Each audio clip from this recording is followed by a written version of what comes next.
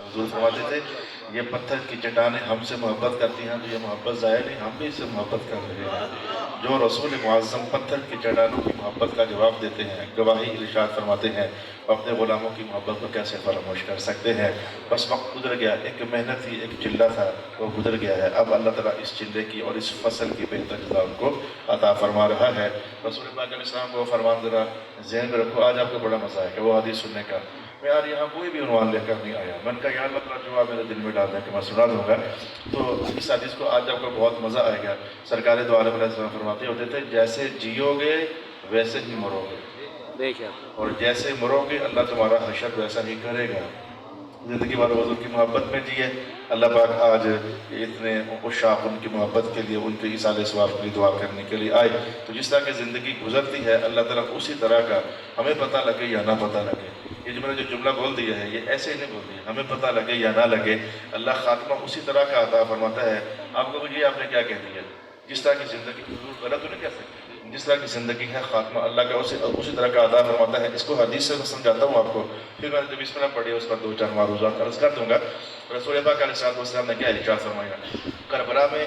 شہید ہونے والے کون تھے؟ امام حسین، ان کے بچے، ان کا خاندان تھا۔ تو اب حضور کا فرمان عالی شان کیا ہے کہ ان سے محبت کر کے رکھنا، ذرا ان کی محبت کرتے کرتے کرتے کرتے کرتے بھلے تم کربلا جا کر تلوار کی کاٹ سے نہیں بھی مرو گے، اپنے گھر میں بستر پر مرو گے، زندگی ان کی محبت والی تھی، تو جو اللہ پاک نے ان کو مقام دیا تھا اسی مقام کی خیرات تمہیں بھی عطا فرمائے گا۔ بھلے گھر کے بستر پر مرنا، اللہ تمہاری موت کو موت نہیں شہادت کی موت بنائے گا۔ تو سمجھ لیں بولے نہ تلوار لگی، نہ کٹائی ہوئی، نہ کربلا گیا بندہ، لیکن جن کی محبت میں جیا تو مرتے وقت اور حضور نے اعلان ویسے ہی مرو گے، جیسے جیو ویسے ہی مرو گے، بولے بستر پر مرنا لیکن شہادت کی موت ہوگی۔ میں کہتا ہوں سرکار نعرہ رسالت، نعرہ حیدری، تو زندگی بھر رسول پاک علیہ السلام کی محبت میں دنیا سے چلے جانا یہ بہت بڑی گواہی ہے۔ اللہ تعالیٰ یہ گواہی ان کے لیے باعث برکت بنائے اور باعث مغفرت بنا دے۔ الصلاۃ والسلام علیکہ یا سیدی یا رسول اللہ وعلی آلک و اصحابک یا سیدی یا حبیب اللہ۔ دروازے سے داخل ہوا ہوں تو اللہ پاک نے میرے دل میں ڈالا ہے کہ آج ان کو یہ سنا دو، تو سنا دیتا ہوں۔ بسم اللہ الرحمن الرحیم، آج میں نے آپ کو یہ سنانا ہے۔ بسم اللہ الرحمن الرحیم میں نے سنانا ہے۔ یہ ہر زندگی کا، ہر دن کا، کئی بار کا عنوان ہے، ہر زندگی کا، ہر انسان کا کئی بار کا عنوان ہے۔ بسم اللہ الرحمن الرحیم پڑھ تو بتانا کیوں آپ کو، لیکن آج میں آپ کو بتانا چاہتا ہوں کہ اس کا ترجمہ کیا ہے۔ اب تھوڑا کو ترجمہ کرتے ہیں، تھوڑا کو نہیں کرتے، اب کہتے ہیں اللہ کے نام سے شروع، اللہ کا بھی ترجمہ کرو، آپ تو اللہ کے نام سے آگے پھر کہتے ہیں جو رحمت والا ہے، جو رحیم ہے، جو مہربان ہے۔ یہ تھوڑا کو ترجمہ کیا، بھرپور تو نہیں کیا۔ تو آج میں آپ کو بسم اللہ الرحمن الرحیم کا پورا ترجمہ بتانے کی کوشش کرتا ہوں۔ آپ کو آج تک ترجمہ نہیں پتا لفظ اللہ کا ترجمہ کیا ہے، اتنے پرانے مسلمان ہو گئے۔ میں اس علاقے کی بات نہیں کرتا، اس علاقے کی بات کرتا ہوں، اس علاقے کی بات کرتا ہوں۔ اگر کسی کو پتہ ہے تو یقین جانے جی میں سچ کہنے لگا ہوں، لفظ اللہ کا ترجمہ بتائیں، میرے جیب میں جتنا رزق ہے میں سارا بطور انعام اسے دے دوں گا۔ لفظ اللہ کا ترجمہ بتا دیں آ جاؤ۔ میں آپ کے ساتھ محسوس کر رہا ہوں جیسے گھریلو ماحول ہوتا ہے۔ یہ قاری انوار صاحب کی اور قاری صاحب کی وساطت سے میں آپ لوگوں کو اپنا قریبی سمجھتا ہوں۔ یہاں ہر سال مجھے یہاں حاضری ہو جاتی ہے، آپ آ جاتے ہو، دو دو باتیں ہو جاتی ہیں، تو کتنے عرصے سے میں آ رہا ہوں۔ تو آؤ ذرا ہم دیکھتے ہیں کہ آج لفظ اللہ کا ترجمہ کیا ہے۔ بسم اللہ الرحمن الرحیم، اللہ کے نام سے شروع کرتا ہوں جو بہت مہربان ہے، نہایت رحم والا ہے۔ جو ترجمہ کر دے یہ بھی سمجھو کہ نہ ہونے کے برابر ہے، گزارا چلایا ہے یہ میں نے، جو آپ کے یہاں مشہور ہے وہی میں نے کیا ہے۔ سب سے پہلے لفظ اللہ، پھر لفظ رحمان، پھر لفظ رحیم، ان تینوں لفظوں کو ہم سیکھیں گے اور انشاءاللہ پھر میں آپ سے رخصت چاہوں گا۔ آج ان باتوں کا ثواب ہم نے اپنے محترم بھائی جن کی خاطر آئے ہوئے ہیں، ہم نے ان کی روح کو پہنچانا ہے۔ ان باتوں کا ثواب آج ہم نے ان کو پہنچانا ہے، ان کو لے آنا، ساری عمر یاد رکھا ہے کہ لفظ اللہ کا ترجمہ کیا ہے۔ اگر اس سے پہلے کہیں جان چکے ہو تو آج آپ کی دہرائی ہو جائے گی، اگر نہیں جان چکے ہو تو پھر آج کا علم اس کو پلے باندھ کر جانا، پتہ تو ہوگا کہ لفظ اللہ کا مطلب کیا ہے۔ صلی اللہ علیہ حبیبہ محمد وآلہ وسلم۔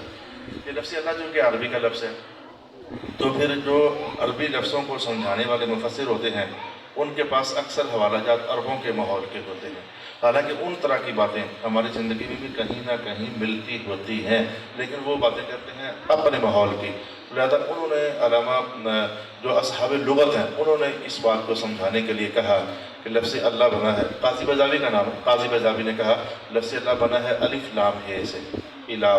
جو لا الہ ترجمے کے اندر جو ہے نا الہ، الہ اور اللہ یہ دو الگ الگ نہیں ہیں،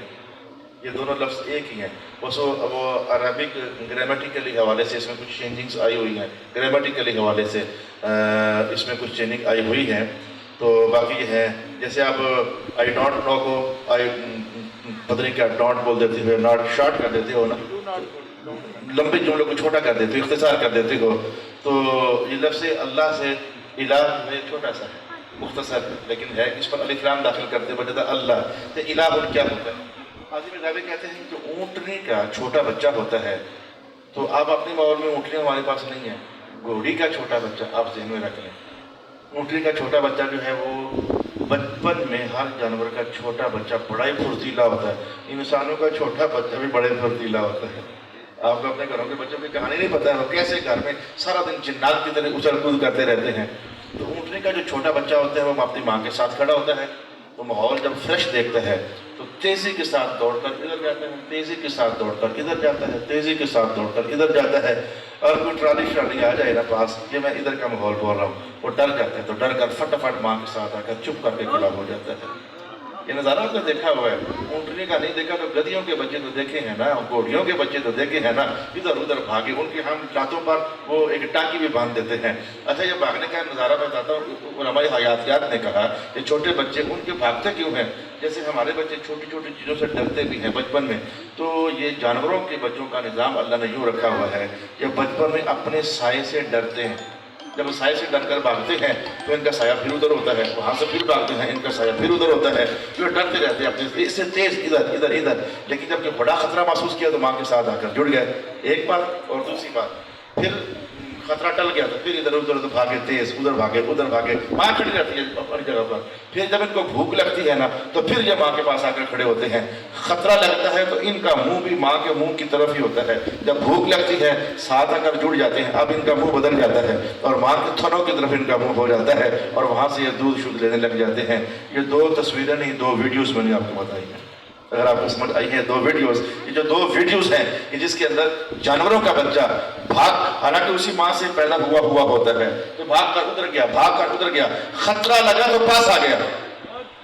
اور جب بھوک لگی تو پھر پاس آ گیا۔ یہ جو معنویت ہے، اس معنویت کے لیے آلیہا کا لفظ استعمال ہوتا ہے، آلیہا الہن، اس ویڈیو کے لیے یہ لفظ استعمال ہوتا ہے۔ اب سمجھو رب کائنات کہ میں تمہارا الہ لگتا ہوں، میں تمہارا اللہ لگتا ہوں، معنی یہ ہے بنایا تمہیں میں نے ہے، تم مجھے چھوڑ کر ادھر بھاگ جاتے ہو، مجھے چھوڑ کر ادھر بھاگ جاتے ہو، مجھے چھوڑ کر ادھر بھاگ جاتے ہو، خوشیاں غمیاں سمیٹتے رہتے ہو، لیکن تمہیں جب بھی کوئی خطرہ آتا ہے بتاؤ بڑا پھر کدھر جاتے ہو؟ پھر تو ہمارے ہی پاس آتے ہو،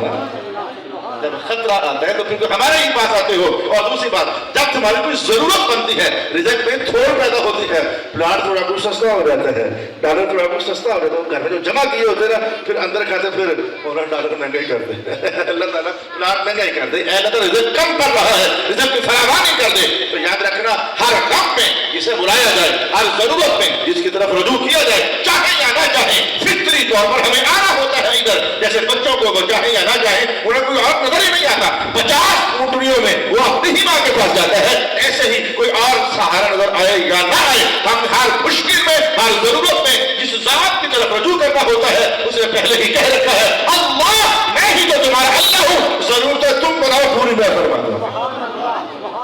اور پھر ہوتے بھی کہ نہیں کوئی جھوٹ تھوڑا ہے،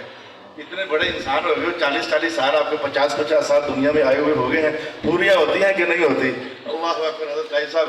آپ کی برکت سے مجھے فارسی آتی